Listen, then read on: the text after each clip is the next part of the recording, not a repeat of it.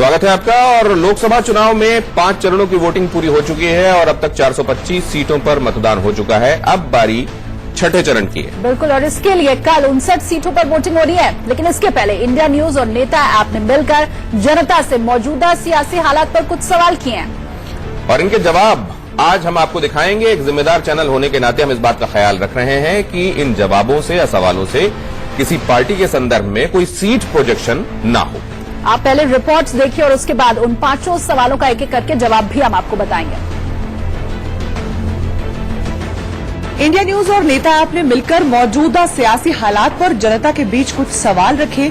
कुल 5 सवाल हैं जो आज हम आपके सामने रखेंगे और उनके जवाब भी आपको बताएंगे। लेकिन पहले आपको बता दें कि अगर आप भी अपने विचार हम तक पहुंचाना चाहते हैं तो आप नेता ऐप को डाउनलोड कर सकते हैं और उस पर अपनी राय साझा कर सकते हैं और ये राय हम आपकी जनता तक जरूर पहुंचाएंगे। ये कुछ ऐसे सवाल हैं जो सीधे आपसे जुड़े हैं। इस बार हमने 20,000 से 30,000 लोगों की राय को शामिल किया है, जिनसे ये सवाल 11 मई यानी कि आज ही पूछे गए हैं। हम उन्हीं 5 सवालों को आपके सामने रखेंगे, साथ ही बताएंगे कि इन सवालों पर जनता की राय क्या है। तो बने रहिए इंडिया न्यूज के साथ।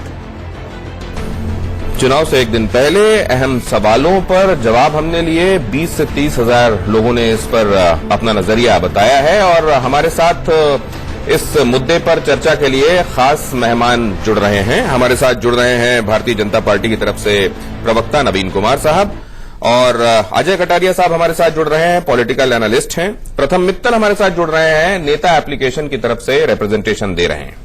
चलिए, और अब एक एक करके हम सवालों के ऊपर पहले आते हैं और फिर जनता ने क्या जवाब दिया वो भी आपको बताएंगे। पहला सवाल जो हमने लोगों से पूछा वो था कि टाइम मैगजीन का प्रधानमंत्री नरेंद्र मोदी का इंडियाज डिवाइडर इन चीफ कहने से क्या चुनाव के अंतिम चरण में बीजेपी को नुकसान होगा। 29,113 लोगों ने इस पर अपनी राय दी है और उनमें से 18.93% कहते हैं हाँ, 74.10% कहते हैं नहीं और 6.97% कहते हैं हमें पता नहीं। युवा वोटर्स की भी यहाँ पर बात कर लेते हैं। युवा वोटर्स में 15.47% का मानना है हाँ, 71.49% ने कहा नहीं, जबकि कुछ कह नहीं सकते ये बोलने वाले 13.04% लोग रहे। और अर्बन वोटर्स से जब हमने बात की तो 13.87% लोगों ने कहा हाँ, 72.74% लोगों ने कहा कि कोई फर्क नहीं पड़ेगा और ऐसा कहने वाले कि हम राय नहीं रख सकते इस बारे में वो थे 13.39%। तो 3 अलग अलग वर्ग के लोगों से हमने यहाँ पर सवाल पूछे थे और उनके जवाब क्या रहे ये भी हमने आपको दिखाए।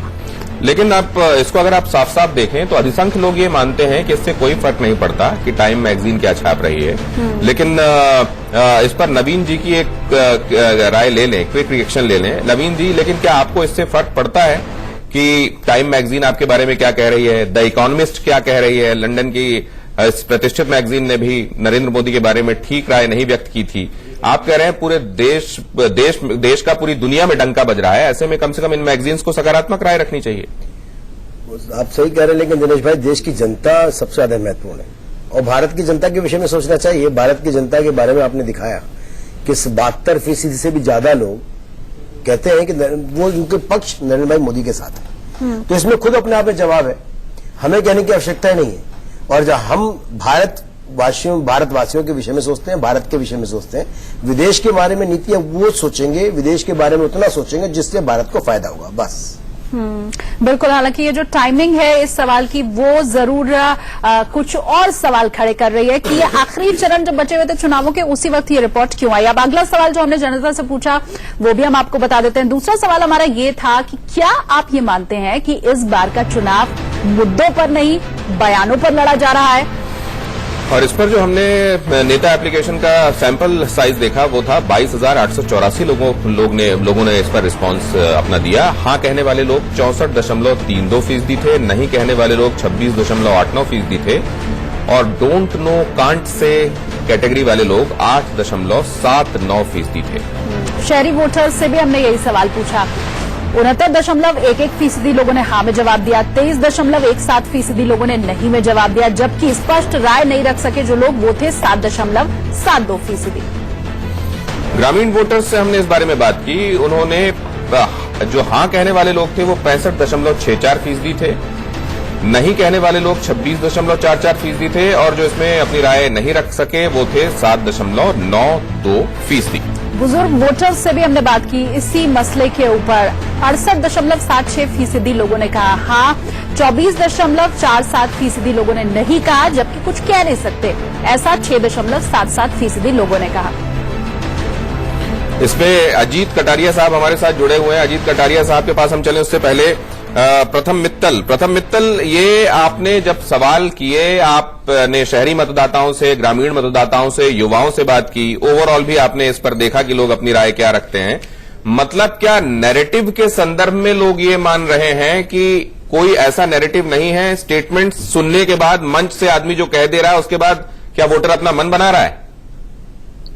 बिल्कुल, मैं आपको एक एग्जांपल देता हूं। हमने जब दिल्ली में बात की महिलाओं से स्पेसिफिकली, तो हमें यह समझ में आया कि जैसे पिछली बार जो महिला को लेके काफी बड़ा नैरेटिव ड्रॉ किया गया था, वो इस साल बिल्कुल भी नहीं किया गया, जबकि वो स्टिल लोगों के लिए एक बहुत बड़ा मुद्दा है। तो ऐसे कई मुद्दे लोगों ने आइडेंटिफाई किए हैं जो, लेकिन प्रथम इस बारे में आपसे कुछ देर पहले यहां स्टूडियो में चर्चा हो रही थी और ये साफ कहना था यहां मौजूद विशेषज्ञों का कि जनता मन बना चुकी होती है और वो स्टेटमेंट्स को सुनकर अपना मन नहीं बदलती, बस वो चुनाव में मनोरंजन के लिए या सुनने के लिए या कौतूहल में चली जाती है लोगों को सुनने देखने के लिए, लेकिन वो अपना मन बना चुकी होती है उसको किसको वोट देना है। देखिए, ये तो सबकी अपनी अपनी राय है। मुझे ऐसा लगता है कि लोग सारे लोग नहीं तो कुछ लोग तो डेफिनेटली मैनिफेस्टो को देखते हैं और ये जानने की कोशिश करते हैं कि जो उनकी समस्या है उनको कौन हल करेगा। और यदि एक पोलिटिकल पार्टी लोगों की समस्या को समझती है और उसको एड्रेस करती है तो डेफिनेटली उनको एक डिविडेंड तो मिलेगा ही मिलेगा। तो वो मैनिफेस्टो हो गया ना, वो नैरेटिव हो गया, वो स्टेटमेंट्स नहीं हुए जो अभी दे दिए जाते हैं, बयानों पर नहीं है, फिर वो मुद्दों पर है। हम अजीत कटारिया साहब से इस पर बात करें। अजीत साहब, आपका नजरिया क्या है इस पर?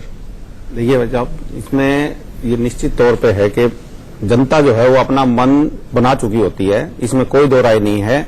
लेकिन पिछले दिनों में जिस तरह से मुद्दों को गौण कर दिया गया है, जनता कंफ्यूजिंग में है कि वो किसकी बात पे विश्वास करे और किसकी पे ना करे। क्योंकि पिछले पूरा इलेक्शन आप देख लीजिए, 5 पेज का जो हुआ है उसमें केवल भाषणबाजी के अलावा, एक दूसरे पे आरोप लगाने के अलावा किसी ने भी मुद्दे पे बात नहीं करी। ना किसी ने बेरोजगार युवाओं की बात करी, ना किसानों की समस्याओं की बात करी। भाई माननीय मोदी जी, जैसे मैं आप बात करूं कि माननीय मोदी जी ने 2014 में जो वायदे किए थे कि 2 करोड़ युवाओं को रोजगार देंगे, बुलेट ट्रेन चलाएंगे, किसानों की आय जो है वो दोगुनी कर देंगे, गंगा साफ कर देंगे, वो उन पे किसी पे बात नहीं हो रही है। बिल्कुल, हाँ, कि नरेंद्र मोदी जी पिछले और मैं बताऊं कि हमने अगला सवाल जो लोगों से पूछा है वो नौकरी से जुड़ा हुआ ही था। बटन दे दो 10 सेकंड में। जी 10 सेकंड में। लेकिन बस इतना ही मुझे कहना, अगर सबने आपने कहा कि जनता पहले से मन बना चुकी है तो फिर परेशान होने की जरूरत क्या थी?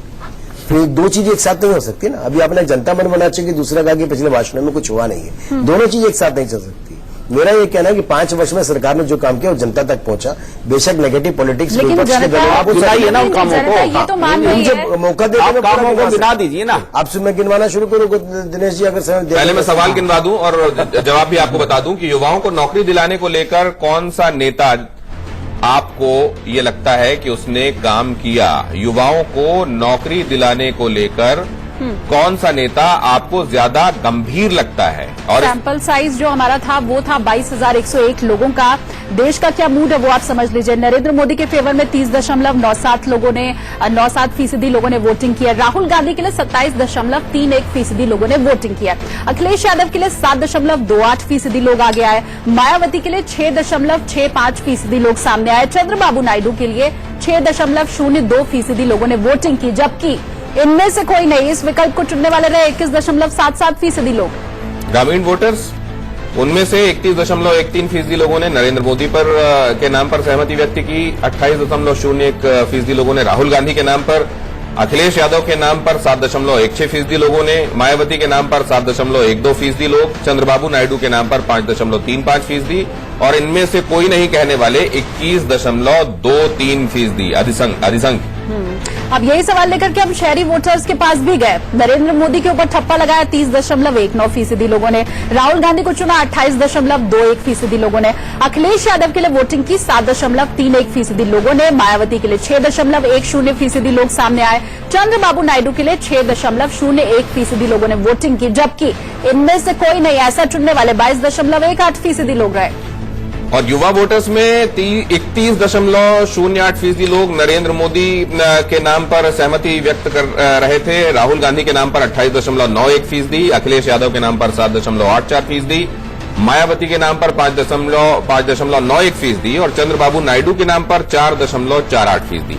इनमें से कोई नहीं कहने वाला फिगर फिर से बढ़ा था 21.78%। अब बुजुर्ग वोटर्स ने भी इसी सवाल के ऊपर अपनी राय रखी। नरेंद्र मोदी के लिए 32.33% लोग सामने आए। राहुल गांधी के लिए 27.14% लोगों ने वोटिंग की। अखिलेश यादव के फेवर में 6.79% वोट आए। मायावती के लिए 5.87% लोग आगे बढ़े। चंद्रबाबू नायडू के नाम के ऊपर 5.03% लोगों ने सहमति जताई, जबकि इनमें से कोई नहीं ऐसा कहने वाले लोग 22.84% रहे। प्रथम मित्तल के पास हम जा सकते हैं। प्रथम, इसमें तो अगर हम देखें तो किसी भी नाम से खुश नहीं है जो वो एक साइजेबल चंक है, 20% के आसपास, 21% के आसपास, 22% के आसपास लोग। बिल्कुल, आई थिंक जो यदि हमने जब ये सर्वे हमने पिछले साल किया था, पिछले सालों में करते आ रहे हैं, तो हमने देखा कि नरेंद्र मोदी जी को काफी अच्छी संख्या में लोगों ने वोट दिया है। इस चक्कर में आप लेके चलिए कि 50% से ऊपर रहता था हमेशा उनका पलड़ा, पर इस बार हमने देखा कि जो 50% से वो नीचे 30% तक आ गए हैं। पर जो 30% उनको है, उन्होंने किसी और के लिए नहीं वोट किया है। उन्होंने सिर्फ ये कहा है कि वो किसी को भी ट्रस्ट नहीं करते, रादर कि वो ये कहें कि राहुल गांधी को ट्रस्ट करते हैं, मायावती को ट्रस्ट करते हैं। उन्होंने अपनी रख दी है कि हम किसी को भी नहीं ट्रस्ट करते हैं। तो अभी कहीं ना कहीं लोगों में ये डिससैटिस्फैक्शन बड़ी क्लियरली नजर आती है इस डेटा से।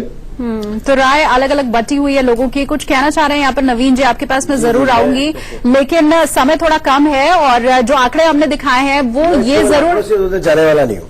मेरा इतना कहना है कि अगर 6 दशक तक सत्ता में रहने के बाद भी कांग्रेस के ऊपर लोग 28% विश्वास करते हो और नरेंद्र भाई मोदी के ऊपर अभी 5 वर्ष के अंदर 30% से ज्यादा विश्वास करते हो, तो ये अच्छा आंकड़ा। पहली नहीं, खतरे की घंटी है, ये खतरे की घंटी है आपके लिए, खतरे की घंटी। अगला सवाल हम ले लेते हैं। नौकरी और रोजगार में अंतर है।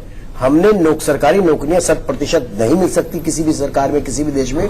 हमने रोजगार दिए हैं जो मुद्रा रोजगार लोन से लोगों ने लेकर के 10 करोड़ 12 नवीन जी, एक बात मैं आपसे समझना चाहता हूं, ये हमेशा लेकिन मेरी प्रोडक्शन टीम के लिए वक्त बिल्कुल नहीं है, इसलिए मैं खुद ही रुक रहा हूं। तो आपसे अभी मैं क्या बात करूं, नवजोत सिंह सिद्धू ने काले अंग्रेजों को देश से भगाने वाली जो बात कही है, नवजोत सिंह सिद्धू ने असल में मध्य प्रदेश में एक रैली को संबोधित करते हुए कहा कि काले अंग्रेजों को देश से भगाने की जरूरत है। ये बोलकर क्या नस्लवाद पर टिप्पणी की है? अपार्थाइड वाली कोई बात आपको देखने को मिली है? सैंपल रेस्पोंडेंट का था, इसका साइज 20,918 और देश का मूड कहता है 59.33% कहते हैं हाँ, 27.21% कहते हैं नहीं और 13.46% कहते हैं इस बारे में हमारी कोई राय नहीं है। चलिए, तो चौथा सवाल ये हो गया। इसके बाद हम 5वां सवाल भी शामिल कर लेते हैं। क्या आपको लगता है कि इस बार देश का प्रधानमंत्री दक्षिण भारत से बन सकता है? इसमें जिन लोगों ने राय अपनी जाहिर की है वो सैंपल साइज था 25,676 और इसमें देश का मूड क्या कहता है? 39.4% मानते हैं हो सकता है दक्षिण भारत से कोई प्रधानमंत्री, लेकिन ज्यादा लोग 52.81% लोग कहते हैं कि नहीं, दक्षिण भारत से नहीं होगा। और जो अपनी राय व्यक्त नहीं कर पा रहे हैं इस पर वो हैं 7.25% लोग। बिल्कुल, और दक्षिण भारत का मूड भी हमने यहाँ पर जाना। ज्यादातर लोगों ने यही कहा कि हाँ, 48.76% लोग सामने आए कि दक्षिण भारत का कोई प्रधानमंत्री बन सकता है। नहीं कहने वाले लोग भी तकरीबन उतने ही थे, 48.23% लोग, जबकि स्पष्ट राय नहीं थी जिनकी वो 3.01% एक बात इसमें ये देखने को मिलती है कि आइडेंटिटी की पॉलिटिक्स की जो हम बात करते हैं वो नजर आती है। देखिए, यहां जैसे ही दक्षिण भारत आप गई आपको ये साफ नजर आया कि वहां लोग ये मानते हैं कि दक्षिण भारत से भी हो सकता है। लेकिन बहुत संक्षेप में एक बात आपसे समझना चाहते हैं नवीन जी, कि जब भी बात होती है कि इस सरकार ने 5 सालों में क्या किया, तो पिछले उसके पहले के कांग्रेस रूल्ड एरा का हवाला दिया जाता है। नहीं, क्योंकि 5-5 सालों के लिए संविधान में व्यवस्था है, उसमें आप 5 सालों की बात कीजिए ना। उसमें 5 साल की बात करता हूं, मैं तो बात ही नहीं कर रहा किसी और की। अगर गांवों तक फाइबर केबल इन्होंने 95 गांवों में पहुंचाई, हमने 2 लाख में पहुंचाई, तो बड़ी बात है। 60 साल में गांवों तक बिजली पहुंची, सड़कें पहुंची, उसको आगे लिंक रोड बनाना ये हमारा काम है। दूसरी बात, जिस प्रकार से अब रेलवे ट्रैक 70,000 किलोमीटर से ज्यादा बदला गया और नए प्लेटफॉर्म बने और नए रेलवे एयरपोर्ट बने हो, एयरपोर्ट पहले सियासत कंक्लूडिंग रिमार्क एक 2 लाइन में दिनेश जी, मैं और भी गिनवा सकता हूँ, मुझे मौका प्लीज। देखिए दिनेश जी, आज के दिन भारतीय जनता पार्टी का कोई भी नेता विकास की बात ही नहीं करना चाहता। मैं आपको ये मैं बता तो कर रहा हूं। नहीं, आप कह रहे हो एयरपोर्ट, आप नाम बताइए एक एयरपोर्ट का जो नया नहीं, बना। क्यों नहीं करना चाहता हूँ विकास की बात? वो इसलिए देखिए उन्होंने 5 साल, आपने बिल्कुल सही कही कि 5 साल के लिए जनता मैंडेट देती है। इन्होंने क्या कहा कि 2022 तक हम आय डबल करेंगे, जबकि 5 साल के लिए आपको 2014 में नवीन जी 2014 में आपको 5 साल के लिए अनंत है और 5 साल में आपने ये वायदे जो किए थे वो पूरे करने चाहिए। सियासत अनंत नहीं हुए। सियासत की कथा अनंता। बहुत धन्यवाद आप हमारे साथ जुड़ने के लिए शालिनी। और फिलहाल यहाँ एक ब्रेक के लिए रुकते हैं, उस पर खबरें जारी रहेंगी। बने रहिए हमारे साथ।